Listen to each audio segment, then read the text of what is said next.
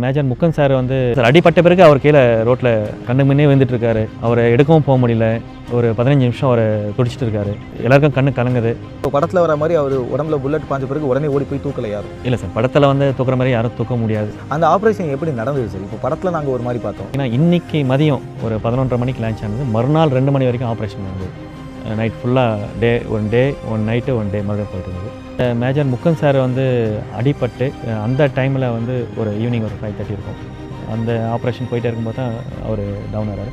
அதுக்கு முன்னே வந்து நம்ம விக்ரம்ஜித், இவங்க 2 பேர் படின்றதுனால விக்ரம்ஜித் தான் வந்து கிரேனேட் த்ரோ பண்ணுறது, ஒரு மாட்டுக்கொட்டையில் இருக்காங்க, த்ரோ பண்ணுறதுனால த்ரோ பண்ணும்போது ஆசிஃப் அனி வந்து கீழே அந்த நம்ம டின்ஷீட், அங்கே வந்து காம்பவுண்டில் வந்து டின்ஷீட் தான் இருக்கும், அந்த பில்த்து மாதிரி போட்டுருப்பாங்க, சிமெண்ட்டு போட்டுருப்பாங்க. அதெல்லாம் சேஃபாக இருக்கிறதுனால ஆசிஃப் அனி வந்து ஃபுல் ட்ரைனர். அதனால் வந்து கீழே வந்து சேஃப்டிக்காக அந்த பில்த்து சைடில் வந்து ஒழிஞ்சிட்டு இருந்துச்சு. உயிர் தப்பிச்சுட்டு எப்படியா போயிடணும், அந்த கோடன் இருந்து இன்னர் கோடன் அவுட் கோடன் தப்பிச்சு போயிடணும் அப்படின்றதுக்காக அங்கே வந்து ஒழிச்சிருந்தோம். அப்போது அந்த டைமில் கம்யூனிகேஷன் சொல்லும்போது அந்த இடத்துல தான் ஃபயர் ஆகுதுன்றது மெசேஜ் நாங்கள் கொடுத்துட்ருக்கோம். கம்யூனிகேஷன் போயிட்டு தான் இருக்குது. டார்கெட் ஹவுஸ் பக்கத்தில் நான் தான் இருந்துச்சு. ஓகே, நீங்கள் தான் இருந்தீங்க டார்கெட் ஹவுஸ் பக்கத்தில். ஓகே, அப்போது இந்த இடத்துலேருந்து முகன் சாருக்கும் இன்ஃபார்ம் கம்யூனிகேஷன், இது மாதிரி இந்த இடத்துல ஃபயர் வந்துட்டுருக்கு அப்படின்ட்டு. விக்ரம்ஜித் வந்து போயிட்டு அந்த டின்ஷீட் எடுத்துகிட்டு த்ரோ பண்ணும்போது தான் ஆஷிஃப் அனி வந்து உள்ளே ஒரு பிரஸ்ட் அடிக்கிறாங்க. அடிக்கும்போது அவர் ஃபயர் பண்ணுறாரு. ஒரு பிரஸ்ட் அடிக்கும்போது ஃபயர் ஆகும்போது அப்போது அவங்க சிங்கிள் ரவுண்டில் அடிக்கிறதுல ஒரு பிரஸ்ட் அடிக்கும்போது தான் விக்ரம்ஜித் வந்து கீழே டவுன் வீந்துறாரு. வீங்கும்போது மேஜர் முகன் சார் பின்னாடி தான் இருக்கார். என்னோட பட்டி இருக்கும்போது என்னோட இருந்துட்டானே துடிக்கிறானன்றதுனால மீண்டும் அவரை போயிட்டு காப்பாற்றலான்ட்டு போயிட்டு அவர் காலை பிடிச்சி இருக்கும்போது டின்ஷர்ட்டாக இருக்கும்போது மீண்டும் வந்து ஆசிஃப் அனி வந்து ஒரு ஃபயர் அடிக்கிறார் சார் பிரஸ்ட். அந்த டைமில் முகுந்த் சார் என்ன பண்ணார்? முகன் தான் என்ன கூட இருந்த பட்டி வந்து அடிபட்டுச்சு, யார் இருந்தாலும் விட்டுற மாட்டாங்க இல்லையா. தன்னுடைய உயிரை பணமாக வச்சு அவர் வந்து படியை வந்து காப்பாற்றுக்காக தான் அவர் வந்து டோ பண்ணுறதுக்கு இழுக்கிறாரு. இழுக்கும்போது ஆசிஃப் அனி வந்து மீண்டும் ஒரு பிரஸ்ட் அடிக்கும்போது தான் இவருக்கும் அடிப்படுது. அடிப்பட்ட டைம் அவருக்கு தெரியல, இருந்தாலும் கீழே வந்து விழுந்துடுறாரு.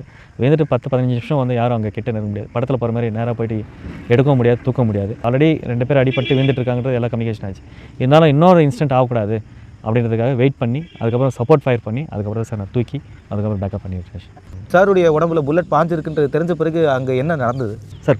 கூடவே ஒரு ஆஃபீஸர்ஸை வந்து நம்மளோட ட்ராவல் பண்ணிவிட்டு அந்த இடத்துல வீந்துட்டாங்கன்னும் போது எங்களுக்கே பயம் வரும் இல்லையா.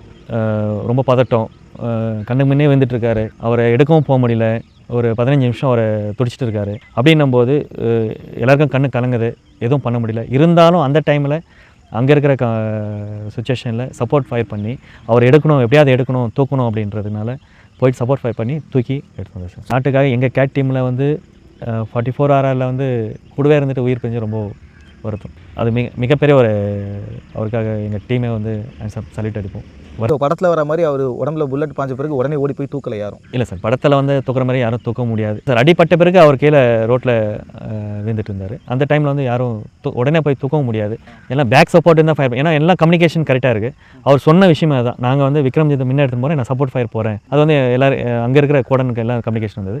அவர் சொன்ன விஷயத்தினால தான் நாங்கள் ஃபாலோ பண்ணுறோம். அந்த டைமில் நாங்களாம் யாரும் ஃபயர் பண்ண மாட்டோம். அவர் 2 பேர் தான் ஃபயர் பண்ணிட்டு இப்போ அப்போது விக்ரம்ஜித் அடிப்பட்டதே வந்து கம்யூனிகேஷன் யாருக்கும் தெரியல, அங்கே என்ன நடந்ததுன்னு யாருக்கும் தெரியாது. அதுக்கப்புறம் தான் விஷயம் தெரியுது, இவர் அடிப்பட்டு வந்து கொஞ்சம் நான் டார்கெட் ஹவுஸ் பக்கத்தில் இருந்தனால தான் நானும் பார்க்க முடிஞ்சது. இல்லை அது கூட நான் என்னால் பார்த்துக்க முடியாது.